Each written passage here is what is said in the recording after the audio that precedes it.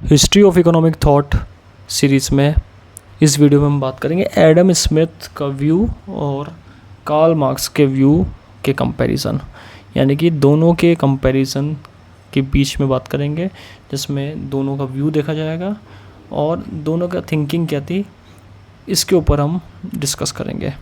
तो basis of comparison में screen पे देख रहे 4 ऐसे कंपैरिजन हैं जो कि इनको डिफ़र करते हैं, एडम स्मिथ के व्यू को और कार्ल मार्क्स के व्यू को।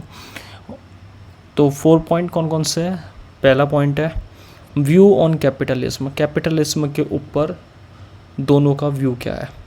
कैपिटलिज्म यानी कि ऐसी थ्योरी जिसके अंदर प्रॉफिट मोटिव मेन ऑब्जेक्टिव रहता है और इंडिविजुअल का जो रोल है वो ज़्यादा रहता है कैपिटलिज्म में। इसके ऊपर दोनों का क्या व्यू है। Second, role of government. Government का रोल कैसा होगा, इसके ऊपर क्या व्यू है। थर्ड, प्रॉफिट के ऊपर क्या व्यू है कि दोनों पर्सन प्रॉफिट के बारे में क्या सोचते हैं।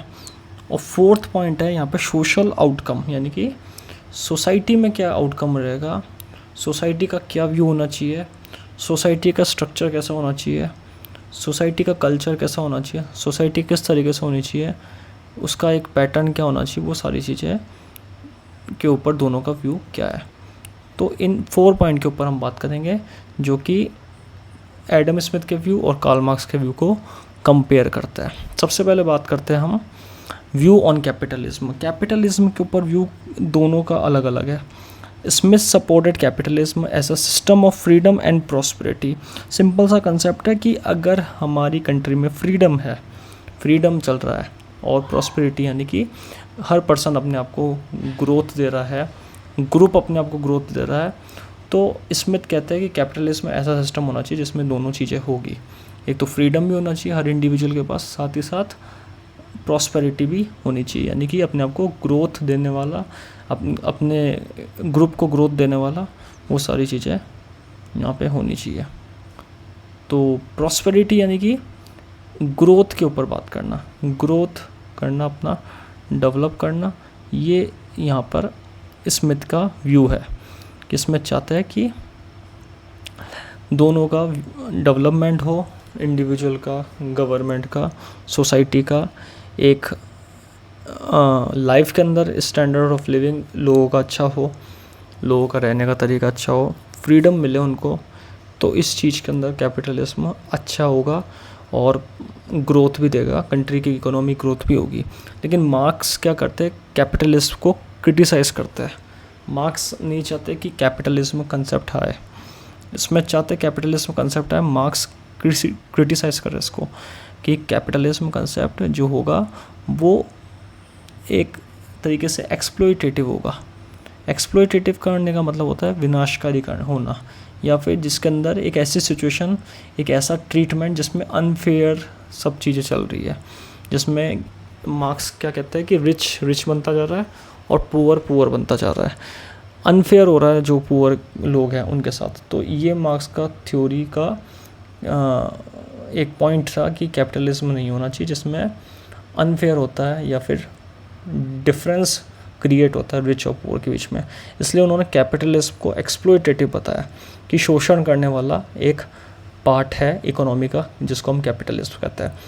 तो कैपिटलिज्म के व्यू में हमने समझा कि स्मिथ सपोर्ट करता है और मार्क्स इसको क्रिटिसाइज़ करता है। स्मिथ कहते हैं कि कैपिटलिज्म होना चाहिए जिसमें फ्रीडम भी मिलती है और प्रॉस्पेरिटी भी है और साथ ही साथ स्टैंडर्ड ऑफ लिविंग अच्छा हो रहा है। मार्क्स क्या कह रहे हैं कि कैपिटलिज्म एक शोषण का तरीका है, शोषण करने का तरीका लोगों का, जिसमें लोगों के बीच में डिफरेंस पैदा हो रहा है और कंट्री की ग्रोथ नहीं हो पाती है। Second point, role of government. Role of government में स्मिथ का व्यू क्या है। The role of government, the government's role is not to direct economic activity but to establish the foundational framework that allow free market to thrive. इसमें Smith कहते हैं पहला point कि जो इकोनॉमिक एक्टिविटी है वहाँ तक ही सीमित नहीं होनी चाहिए गवर्नमेंट का रोल, बल्कि जितने भी फ्रेमवर्क है, फाउंडेशन है जो मार्केट को एस्टेब्लिश करने के फाउंडेशन है, मार्केट को एस्टेब्लिश करे, फ्री मार्केट रखे, कंपटीशन रखे, फ्री एंट्री एंड एग्जिट रखे, परफेक्ट कंपटीशन रखे, तो वहाँ तक यहाँ पर उसमें भी गवर्नमेंट का रोल होना चाहिए। मार्केट की हर चीज़ों में गवर्नमेंट का रोल होना चाहिए, सिर्फ मार्केट की एक्टिविटी तक नहीं, मार्केट की हर चीज़ में, चाहे वो परचेसिंग हो, चाहे सेलिंग हो, चाहे वो फाउंडेशनल फ्रेमवर्क हो, चाहे इंफ्रास्ट्रक्चर हो, चाहे वो कंपटीशन हो, चाहे प्राइस हो, सब में यहाँ पर गवर्नमेंट का रोल होना चाहिए। तो सिर्फ इकोनॉमिक एक्टिविटी यानी कि जिसमें हम पैसा कमाते हैं, वहाँ तक ही गवर्नमेंट का रोल टैक्स के माध्यम से नहीं, और भी चीज़ों के माध्यम से होना चाहिए। तो इसमें गवर्नमेंट के रोल को एक्सटेंशन करने की बात कर रहा है। एक्सटेंशन का मतलब गवर्नमेंट का रोल ज़्यादा होना चाहिए, गवर्नमेंट के रोल को एक्सप्रेस करने की बात कर रहा है। सेकंड मार्क्स क्या कहते हैं? मार्क्स कहते हैं marks supported collective ownership and strong restructuring of the state, यानी कि ओनरशिप कैसी होनी चाहिए? कलेक्टिव होनी चाहिए। हर चीज़ में जहाँ भी काम कर रहा है गवर्नमेंट उससे पैसा ले, जिससे उस पैसे का यूज़ करके गवर्नमेंट वापस से आगे ग्रोथ के लिए काम करे। तो मार्क्स जो कह रहे हैं वो ये इनडायरेक्टली कह रहा है कि लोगों से पैसा लो और लोगों के काम में लगाओ। Strong restructuring of the state, यानी कि स्टेट है उसको मजबूत बनाओ। तो इनमें डिफरेंस क्या है? मार्क्स तो कहते हैं कि पैसा लो और लगाओ स्टेट के वेलफेयर में। एडम स्मिथ ये कहते हैं कि इकोनॉमिक एक्टिविटी में लगाओ और ऐसे चीज़ों में लगाओ जो मार्केट को बढ़ावा दे, मार्केट को स्ट्रॉन्ग बनाए। तो यहाँ पर अगर देखा जाए तो एक तरीके से फर्स्ट पॉइंट ही इनडायरेक्टली यहाँ पर एडम स्मिथ कह रहे हैं कि कैपिटलिज्म ही होना चाहिए, क्योंकि कैपिटलिज्म में प्रॉफिट मोटिव है। मार्केट के ऊपर गवर्नमेंट ध्यान देगी तो मार्केट का स्ट्रक्चर अच्छा होगा और मार्केट प्रॉफिट मोटिव होगी, मार्केट में से प्रॉफिट ज़्यादा आएगा। गवर्नमेंट सपोर्ट करेगी मार्केट को जिससे प्रॉफिट और बढ़े। लेकिन मार्क्स क्या करे? इसका अगेंस्ट है। मार्क्स बोल रहे हैं कि जो भी पैसा है टैक्स दो, टैक्स से गवर्नमेंट रीस्ट्रक्चर करेगी, वापस से बनाएगी।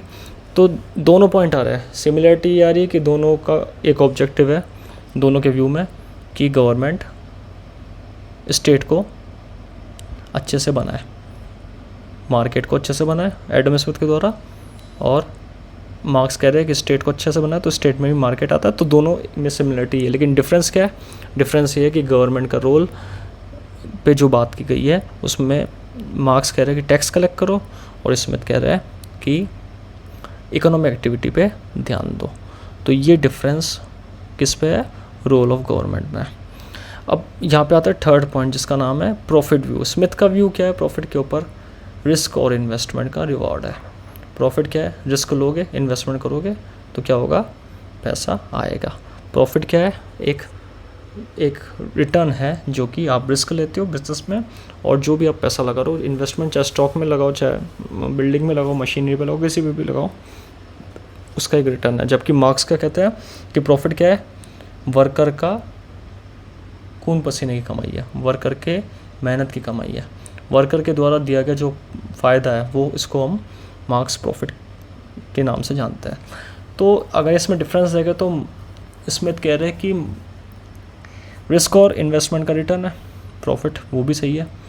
मार्क्स कह रहे हैं कि वर्कर का जो मेहनत है, वर्कर जो कमा के दे रहा है वो प्रॉफिट है।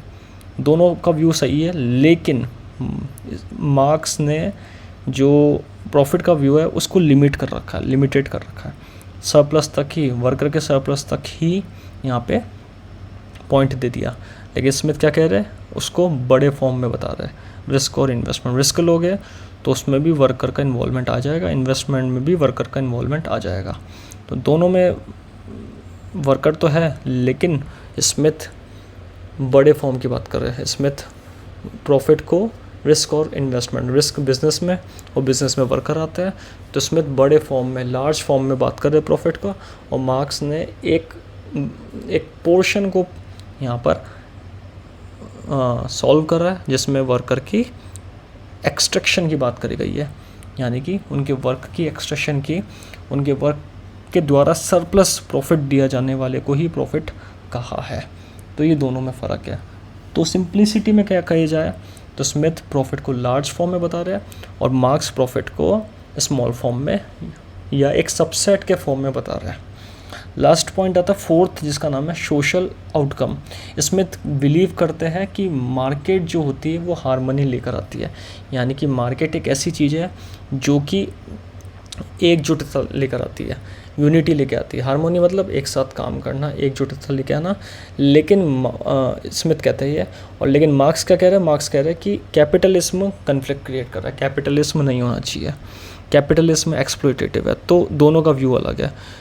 मार्केट यानी कि स्मिथ के अकॉर्डिंग कैपिटलिज्म होगा तो यूनिटी आएगी और इकोनॉमिक ग्रोथ होगा, स्टैंडर्ड ऑफ लिविंग बढ़ेगा। मार्क्स के अकॉर्डिंग कैपिटलिज्म होगा यानी कि यूनिटी होगी अगर मार्केट में, तो वो कन्फ्लिक्ट क्रिएट करेगी क्योंकि कंपटीशन बढ़ रहा है, प्राइस चेंज होती है, हर पर्सन प्रॉफिट ज़्यादा कमाना चाह रहा है, डिफरेंस पैदा हो रहा है रिच और पुअर में, तो ये चीज़ नहीं होनी चाहिए मार्क्स के अकॉर्डिंग। तो दोनों का व्यू अलग है। सोशल में, सोसाइटी के अंदर स्मिथ चाहते हैं सोसाइटी में कैपिटलिज्म आए, मार्केट का ट्रेंड अच्छा हो। मार्क्स कहते हैं कि कैपिटलिज्म ना आए जिससे डिफरेंस ख़त्म हो। तो ये दोनों का व्यू है अलग अलग। इन 4 पॉइंट्स पर हमने बात करी है और ये दोनों जो है कंपैरिजन बता रहे हैं इन 4 पॉइंट्स के ऊपर। अगर कंक्लूजन की बात की जाए तो दोनों एक अपोजिट एंड है इकोनॉमिक थॉट के। स्मिथ क्या कहते हैं कि कैपिटलिस्ट इकोनॉमी का फाउंडेशन हो, मार्केट फ्री मार्केट हो, सेल्फ इंटरेस्ट के ऊपर काम करे। मार्क्स इसको क्रिटिक कर रहे हैं क्योंकि इनइक्वलिटी हो रही है, इनका कहना ये है क्लास में कन्फ्लिक्ट हो रहा है, डिफरेंस बढ़ रहा है, रिच और पुअर में एक्सप्लॉयटेशन हो रहा है। तो मॉडर्न इकोनॉमी दोनों को देखती है, उनके दोनों का आइडियाज़ को देखती है और फिर उसके अकॉर्डिंग सोशल वेलफेयर पॉलिसी को अडॉप्ट करती है। तो आज की वीडियो में हमने बात कर रहा हूँ हिस्ट्री ऑफ इकोनॉमिक थॉट में 4 पॉइंट्स के ऊपर एडम स्मिथ और कार्ल मार्क्स का व्यू।